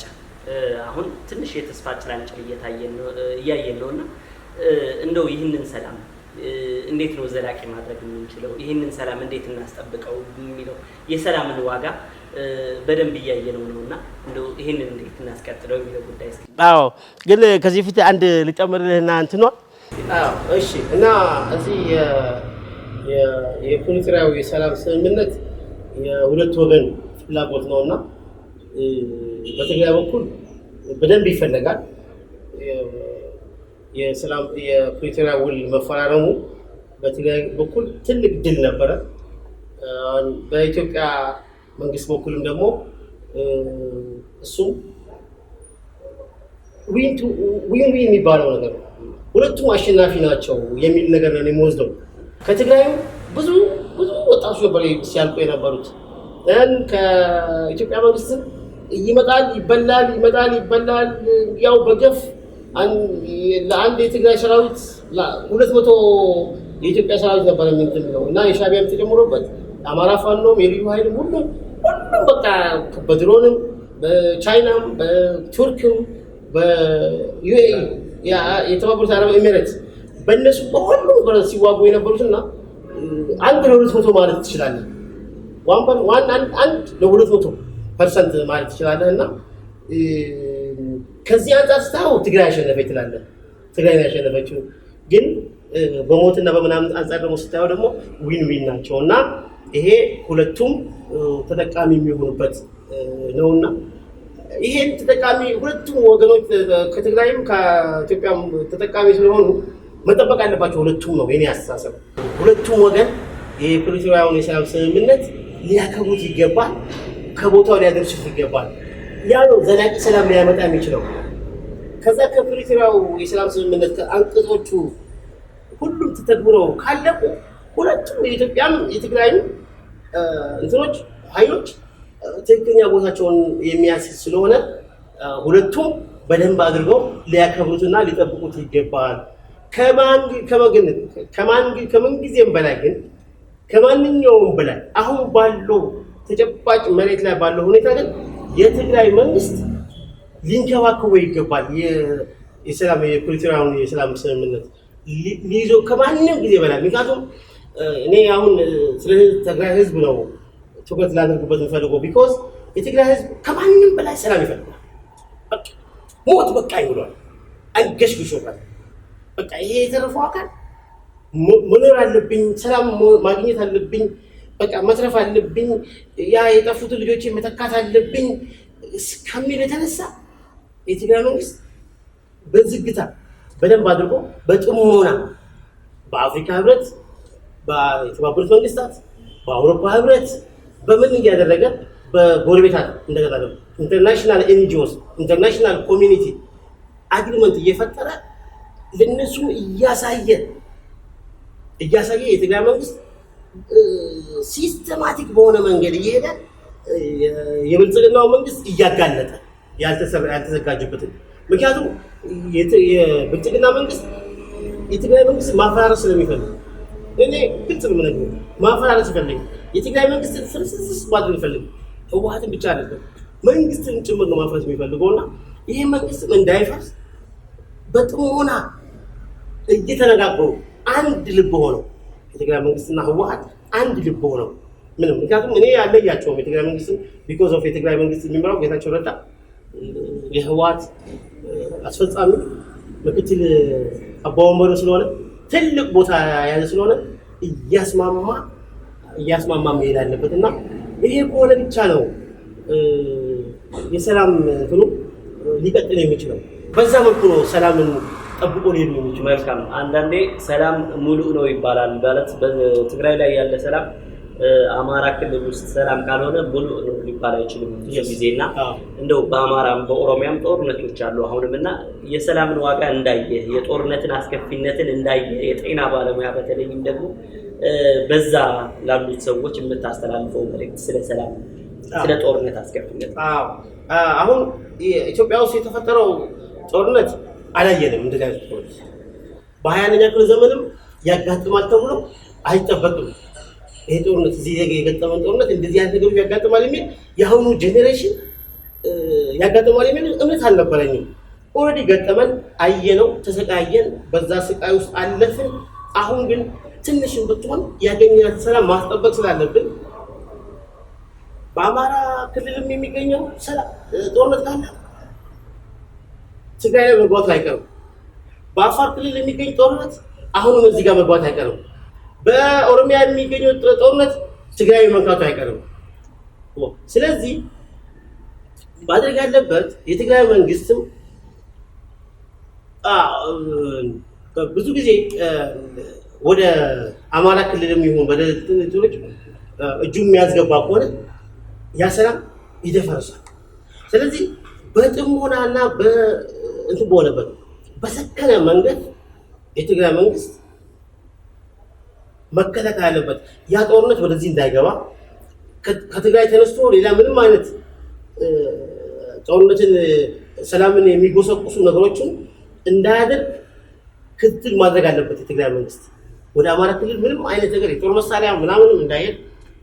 ምክንያቱም አንድ ጦር መሳሪያ አንድ ክላሽ አለፈ 500 ክላሽ እንዳለፈ አድርጎ ጦርነቱን ባክፋየር ሊያደርግ ወደዚህ ባክ እንዲያደርግ ይፈልጉታል። እና ኦሮሚያ ውስጥ ያለ ጦርነት፣ አማራ ክልል ያለ ጦርነት የፕሪቶሪያው ሰላም ስምምነት ነው የሱ መንስኤ ነው። ምክንያቱም እነሱ ትግራይ ላይ ከሆነ ይዘምቱበታል። አሁን ትግራይ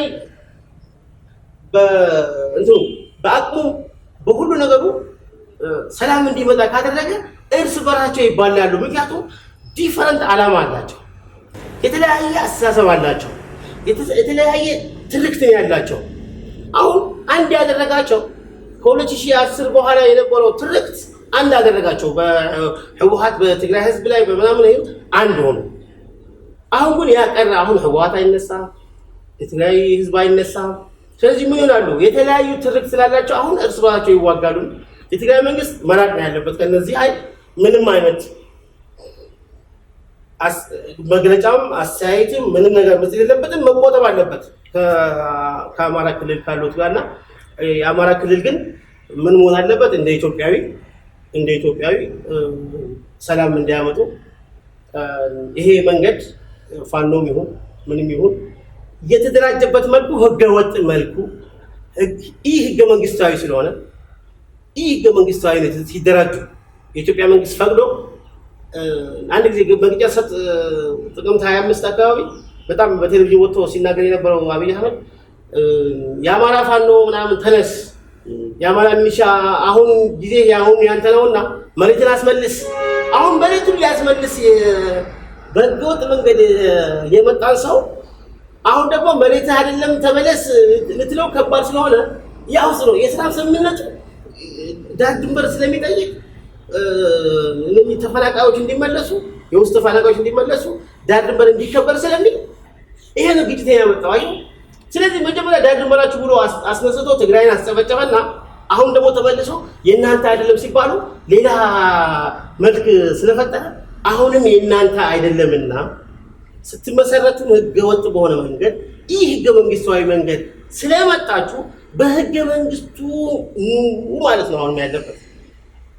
መልካም እንደው እዛው አማራ ክልል ላይ ኦሮሚያ ክልልም አለ ግጭቶች አሉና አንተ ስለ ፍትህ ስለ ሰው ልጆች መብት ነው የታገልከው ከትግራይ ህዝብ ጎን ተሰልፈህ ስትታገልና ቢሆን ኖሮ ብለን እናንሳውና እንደው በፋኖ አማራ ክልል ብትሆን ኖሮ አንተ አሁን ፋኖ እያደረገው ካለው ትግል ጋር ትቀላቀል ነበር?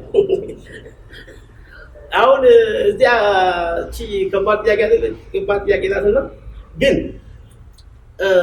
እኔ ወደ ትግራይ ሰራዊትና ወደ ትግራይ ህዝብ ስቀላቀል ፍትህ ከሚፈልጉት ጋር ነው። ህዝቡ ነው ፍትህ የፈለገው።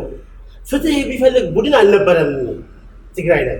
የተወሰነ ምናምን ብለህ አውራጃ ወይም ቀበሌ ጠርተህ ፍትህ የሚፈልጉ አይደለም። ሙሉ በሙሉ ትግራይ ህዝብ የትግራይ ህዝብ በትግራይ ክልል የሚኖር የትግራይ ህዝብ ፍትህ ነው የፈለገው። ለፍትህ ደግሞ ቆላ ተንቤን ወረደ። ከቆላ ተንቤን ደግሞ ፍትሃዊ ጦርነት አደረገ። እኔ እነሱን የተቀላቀልኩት እኔም ከፍትህ ፍለጋ ቆላ ተንቤን ወርጄ ከፍትሃዊ ጦርነት አድርጌ እኔ የመጣሁት። ፍትህ ትክክለኛ ፍትህ የሚፈልግ ከሆነ ትቆማለህ፣ ማንም ጋር ትቆማለህ። የሰው ልጅ ነኝ። አማራ ክልል ኢትዮጵያዊ ነው፣ ኦሮሚያ ክልል ኢትዮጵያዊ ነው፣ ሶማሌ ክልል ኢትዮጵያዊ ነው፣ ትግራይ ክልልም ኢትዮጵያዊ ነው። ስለዚህ እንኳን ለኢትዮጵያዊ ይቅርና ለኡጋንዳም ለኬንያም ለምንም ፍትህ ከተነፈጉ ለፍትህ የማታደርገው ማልከፍለው መስዋዕትነት ስለሌለ ፍትህ ፍለጋ ከሆነ እሰለፋለሁ። ግን ይሄ ዓላማው ፍትህ ፍለጋ አይደለም። ዓላማቸው ለመጨቆን፣ ለመግደል፣ የበላይነት ለማሳየት ከሆነ ይሄ ፍትህ አትለውም። ፍትህ ፍለጋ አይደለም እንጂ አሁንም አማራ ክልል የሚካሄደው የፋኖ ውጊያ ዓላማ ቢኖረው ዓላማው ፍትሃዊ ከሆነ የፍትሃዊ ጦርነት ከሆነ አሁን ፋኖና አማራ ህዝብን ለያይተን ማየት አለብን። ፋኖ ዘራፊ ነው፣ ለኔ ዘራፊ ነው። ፋኖ ቀማኛ ነው። ፋኖ የሰው ድንበር ገብቶ እስከ አድዋ ድረስ መጥቶ የዘረፈ ነው። ፋኖ አክሱም ላይ የሚስቴ ወንድም የቀጠቀጠ ነው። ፋኖ የሚስቴ ወንድሞች አስተኝቶ ቀጥቅጦ ዘርፎ እህላቸው ከሚስቴ ቤት እህል ዘርፎ የወሰደ ከብታቸው ነው የዘረፈ ወንድሟን የቀጠቀጠ ስለሆነ ፋኖ ፍትሃዊ ጦርነት እያደረገ አይደለም። ስለዚህ የበላይነት ለማሳየት የአንድ ቡድን የበላይነት ለማሳየት ስለሆነ ፍትሃዊ ስላልሆነ ከጎናቸው አልሰለፍም። እንደው በመጨረሻ በዩሱፍ አንደበት የትግራይ ህዝብ እንዴት ይገለጻል የሚል ነገር ላንሳ። በመጨረሻ አመሰግናለሁና ያው የትግራይ ህዝብ ኩሩ ህዝብ ነው። እስካሁን ድረስ እንግዳ ተቀባይ ነው። የትግራይ ህዝብ አብሶ ከክልሉ ውጭ የሆነው ሰው ተንከባክቦ የሚይዝ ነው። የትግራይ ህዝብ ትልቅ ወይም ረጅም ታሪክ ያለውና ያንን ታሪኩን ጠብቆ ይዞ የሚሄድ ህዝብ ነው። ስለዚህ ይህንን ታሪኩን ደግሞ አሳልፎ መስጠት አይፈልግም። ለዛ ነው ከፍትሃዊ ጦርነት ስለ የነበረው ይሄ ከነጋሽ መስጊድ መመታት፣ ቤተክርስቲያን መደፈር፣ ቤተክርስቲያን ማፍረስ ምናምን ለዛ ነው ፍትሃዊ ጦርነት ምልህ ጄኖሳይድ ምልህ ለዛ ነበረ። ያንን ጄኖሳይድ ነው ፍትሃዊ ጦርነት አድርጎ ሲፋለም የነበረና የትግራይ ህዝብ የኮራ ህዝብ ነው። ኩሩ ህዝብ ነው። የሚመሰገን ህዝብ ነው። ሰራተኛ ህዝብ ነው። ልትገልጸው አትችልም። የትግራይ እናቶች እኮ ተደብቀው እኮ ሲያበሉን ነበረ ሳይለዩን። ስለዚህ ለሞርኮኛም ሲያበሉ የነበረ ህዝብ ነውና በጣም እጅግ አድርጌ የማመሰግነው ህዝብ፣ ደስ ይለኝ የሚለኝ ህዝብ። በጣም አመሰግናለሁ። ዩሱፍ በመጨረሻ ቀረ የምትለው ነገር ካለ? አይ በቃ በጣም እንትን ብሏል ኦልሬዲ። ግን የትግራይ ህዝብ ግን ዩሱፍ የት አለ? ህዝቡ ዩሱፍ የት ነው ያለው? ዩሱፍ አሁን ምን እየሰራ ነው? ህዝቡ ለመንግስት መጠየቅ አለበት። ለትግራይ መንግስት እንደዚህ አይነት ዋጋ የከፈሉት በነገራችን ላይ የጋሞ ጎፋ ልጆች አውቃለሁ። ከኔ ጋር የታገለ አንድ የጋሞ ጎፋ ልጅ አውቃለሁ። የወላይታ ተወላጅ አለ እናቀው። እንደዚህ አይነት ማለት ፍትህን ገዷቸው የትግራይ ህዝብን ጭቆና ገዷቸው ህይወታቸውን ጭምር ዋጋ ለመስጠት በረሃ የወረዱ በጣም ጀግኖች እንዳሉ አውቃለሁና ለነዚህ ሰዎች የት ገቡ? የሚገባቸው ክብር አገኙ ወይ የሚለው ጥያቄ መጠየቅ አለበት ይመስለኛል ህዝቡ። የትግራይ ህዝብ አሁን ያልከው ኦሮምኛ ተናጋሪ ነበር። ኦሮምኛ የሚናገር እንደዚህ እጁና በዚህ ተጠፍሮ ዛና ውስጥ ሲቀለቁት የነበረ እዚህ የመከላከያ ሰራዊት ገራጅ የሚሰራ የመኪና ገራጅ እዚህ ላጭ ላይ የሚሰራ የነበረ መቶ አለቃ ወር ሻምበል እሱ የወለጋ ልጅ ነው። እሱም እንዲህ ተጠፍሮ ከኛ ጋር ነበረ ተያዘ። እንደገና እስር ቤት ላይ ገብተን አወጣ ነው ገብቶ ወጣ። የትግራይ ሰራዊት ነው ያወጣው። እነኛ ሰዎች እንደዚህ መስዋዕት የከፈሉ ጋሞ ጎፋ እንዳልከው አለ፣ የወላይታ ልጅ አለ ሕክምና እግሯቸው ተመተው ምናምን ነበረ ተመተው እኔ ሳክማቸው ዋጋ የከፈሉ ከትግራይ ህዝብ ጎን ለፍትህ የቆሙ አሉ። 4 5 6 10 ድረስ ቢሆን ከሱዳን የመጣ አለ። ያ የትግራይ ህዝብ የት አሉ? አሁን ምን ላይ ነው ያሉት? ምን ላይ ደርሰዋል? ምን እየሆኑ ነው ብሎ መጠየቅ አለበት። ለታጋዮቹም እንደዛው አሁን ከሁሉም ታጋይ እኩል ናቸው። የተለየ ነገር ይደረግላቸው አይደለም። ግን እነኚህ ሰዎች አማራጭ የላቸውም። ሌላ ቦታ ሄደው የመኖር እድል የላቸውም። የመኖርም የመስራትም እድል የላቸውም። ስለዚህ የትግራይ ህዝብ እድል ሊፈጥርላቸው ይገባል። እነኚህ ሰዎች ከኔ ጭምር ምን ላይ ነው ያሉት? የሱፍ የት ጋር ነው ያለው? የት ነው ያለው? ምን አለው? ስለዚህ እኛው የትግራይ መንግስት ምን እያረክ ነው ብለው ይጠይቁት። በጣም አመሰግናለሁ። በጣም አመሰግናለሁ። ክቡራትና ክቡራን የቻናላችን ቤተሰቦች ዛሬ ቆይታ ያደረግነው ከሱማሌው ቾክቬራ የሚሉት በእርግጥ ቾክቬራ የጤና ባለሙያ ነበር ይባላል። ኮሎምቢያዊ አይደለም፣ ግን ለኮሎምቢያ ነጻነትና ለኮሎምቢያ ህዝብ የታገለ ጀግና ነውና ዮሱፍም እንግዲህ እንደ ቾክቬራ የሶማሌው ቾክቬራ የሚል ቅጽል የሚሰጠው የማይካድራን የመጀመሪያው የአይን ምስክር ነው። ለዓለም ህዝብ የመሰከረ ማለት ነው። የማይካድራ የትግራይ ተወላጆች የተጨፈጨፉበት ጭፍጨፋ ለዓለም እንዲጋለጥ ያደረገ ጀግና ታጋይ ነው። የትግራይ ህዝብ ወደ በረሃ ሲወርድም እኩል ለትግራይ እሰዋለሁ ብሎ ወደ ሜዳ የወረደ ጀግና ታጋይ ነው ቆይታ ያደረግነውና ጥሩ ነገር እንደተማራችሁበት ተስፋ አደርጋለሁ። በዚሁ አጋጣሚ ግን ይህንን ውድ ቀረጻ እንድናደርግ ለፈቀደልን ሆም ስታይል ፈርኒቸር መቀለን ከልብ እናመሰግናለን። አንገሶም አብርሃ ነበርኩኝ። ጤና ይስጥልኝ።